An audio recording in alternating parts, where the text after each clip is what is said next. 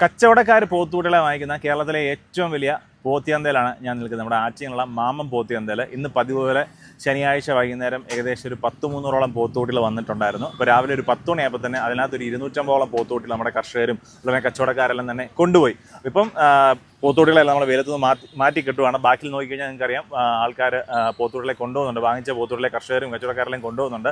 അപ്പോൾ ഇന്ന് കേരളത്തിൽ ഏറ്റവും കുറഞ്ഞ വിലയിൽ പോത്തുകുട്ടികളെ അതും സ്ഥിരമായിട്ട് എല്ലാ ഞായറാഴ്ചയും തിങ്കളാഴ്ചയുള്ള ഒരു ചന്തയാണ് നമ്മുടെ ആറ്റിങ്ങൽ മാമം പോത്തിയാണ്. നമ്മുടെ തിരുവനന്തപുരം ജില്ലയിലാണ്. തിരുവനന്തപുരം ജില്ലയാണെങ്കിൽ പോലും വരുന്നതെല്ലാം തന്നെ കൂടുതലും മറ്റുള്ള ജില്ലയിൽ നിന്നുള്ള ആൾക്കാരാണ്. കൂടുതലും കച്ചവടക്കാർ ഇവിടുന്ന് എടുത്തുകൊണ്ട് പോയിട്ട് മറിച്ച് കൊടുക്കുക എന്നുള്ള രീതിയിലാണ് കൂടുതലും കച്ചവടക്കാർ ഇവിടെ വരുന്നത്. അതുപോലെ തന്നെ കച്ചവടക്കാർക്ക് കൊടുക്കുന്ന വിലയിൽ തന്നെ കർഷകർക്ക് വാങ്ങിക്കാം.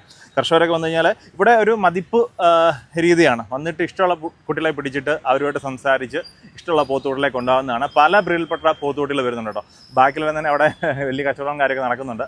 അപ്പോൾ ഇവിടെ എല്ലാം പോത്തുകുട്ടികളുണ്ടായിരുന്നു. ഇതെല്ലാം തന്നെ തീർന്നു.